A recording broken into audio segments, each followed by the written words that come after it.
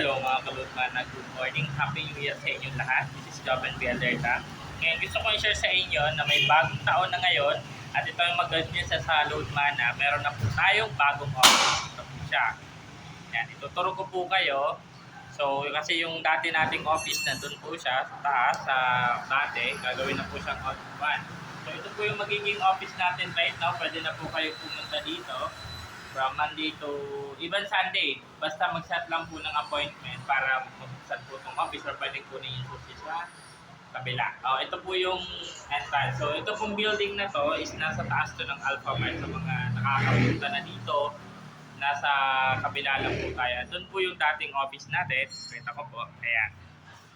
Yun. So second floor na po tayo. And papakita ko po sa inyo kung ano po yung laman ng office natin.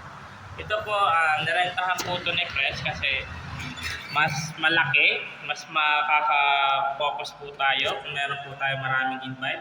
Seating capacity, estimate ko lang po 30 to 40. So, hanggang 50 kaya niya siguro. Ayan. Pero sobrang sikip na.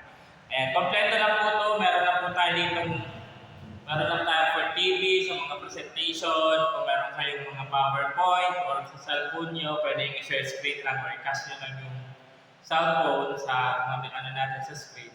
Pwede na po din mag-present. And ito naman po yung whiteboard natin, mahaba po ito. Ayan. Haba yan. And ito naman yung mga upuan. Ayan. Meron po tayong sobra, mga upuan just in case, extra. Para kung sakaling meron pa po kayong mga kasamang invite, may rather transfer na rin. And meron din po tayong kitchen. Disregard na lang po yung ano muna, yung LEC kasi ilagay na po muna for the meantime. Yan.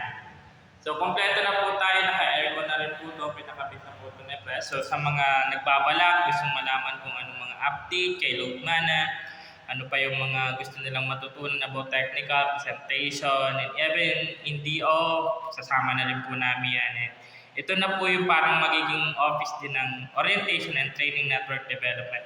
Yun lang po, maraming salamat. More power po and happy selling, happy networking. Bye-bye po. See you on top. Bye-bye.